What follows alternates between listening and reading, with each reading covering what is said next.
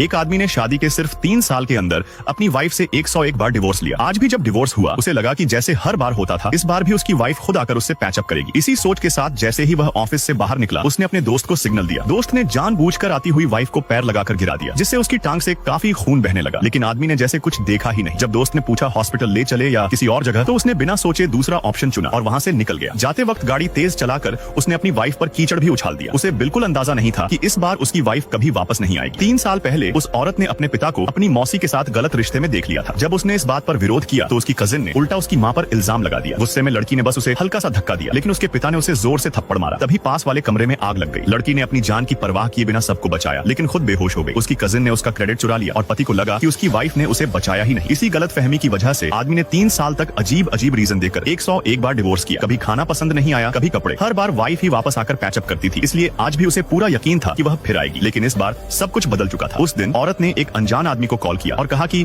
अगर वह उसकी मां के प्रोजेक्ट में इन्वेस्ट करे तो वह 1 महीने बाद अपने हस्बैंड से डिवोर्स लेकर उससे शादी कर लेगी। कॉल के बाद उसने अपनी कजिन को देखा जो उसकी मां का दिया हुआ ब्रेसलेट पहनकर घूम रही थी। गुस्से में वह सीधा बार पहुंच गई, जहां उसने अपने हस्बैंड और कजिन को साथ देखा। हस्बैंड को लगा वह पैचअप के लिए आई है, लेकिन औरत ने उसे इग्नोर कर दिया और ब्रेसलेट के बारे में पूछा। हस्बैंड ने उल्टा जवाब दिया कि वह उसने गिफ्ट किया है और उसकी मां का ब्रेसलेट कोई खास चीज नहीं। यह सुनकर कजिन और ज्यादा हिम्मत में आ गई। उसने जबरदस्ती औरत को शराब पिलाई, जबकि उसे एलर्जी थी, और फिर उसे जमीन पर गिरा दिया। इतना ही नहीं, उसने ब्रेसलेट तोड़ दिया और उसे नीचा दिखाने के लिए मजबूर किया। जब औरत ने रिएक्ट किया तो हस्बैंड ने उसे ही दोषी ठहरा दिया और थप्पड़ मार दिया। इससे उसका महंगा हियरिंग एड भी टूट गया। हॉस्पिटल से निकलने के बाद उसने अपनी सारी सेविंग्स लगाकर नया हियरिंग एड लिया और एक फोटो स्टूडियो में काम शुरू किया। लेकिन पहला ही क्लाइंट उसका हस्बैंड और कजिन निकले। कजिन ने फिर से ड्रामा किया और झूठ बोला कि औरत प्रोफेशनल नहीं है। हस्बैंड ने बिना सोचे उसे डांट दिया। फिर एक एक्सीडेंट जैसा सीन क्रिएट हुआ, जहां हेवी लाइट उस औरत पर गिरने वाली थी। हस्बैंड उसे बचाने जा रहा था, लेकिन लास्ट मोमेंट पर रुक गया और कजिन को बचाया। हॉस्पिटल में उसे देखकर हस्बैंड को अंदर से दुख हुआ, क्योंकि वह सच में उससे प्यार करता था, लेकिन उसने कभी अपनी फीलिंग्स दिखाई नहीं। जब औरत होश में आने लगी तब भी उसने उसे प्रोवोक किया। इस बार औरत ने रिएक्ट किया और सब कुछ तोड़ दिया। कजिन ने फिर झूठ बोला और हस्बैंड ने फिर से उसे ब्लेम किया। कुछ दिन बाद हस्बैंड ने उसे कजिन के बर्थडे पर बुलाया। औरत वहां अपनी मां का प्रोजेक्ट लेने गई। पार्टी में सबके सामने उसकी इंसल्ट हुई और हस्बैंड ने कजिन को महंगा गिफ्ट देकर औरत को नीचा दिखाया। जब औरत ने प्रोजेक्ट लेकर जाना चाहा, कजिन ने उसे छीनकर नीचे गिरा दिया और उस पर पैर रख दिया। इस बार औरत का सब्र टूट गया। उसने प्रोजेक्ट उठाया और वहां से चली गई। डिवोर्स के दिन जब वह सुंदर कपड़े पहनकर आई, हस्बैंड को लगा वह पैचअप के लिए आई है, लेकिन जब वह फोन पर बिजी हुआ तब औरत ने क्वाइटली डिवोर्स फाइनल कर दिया। घर लौटकर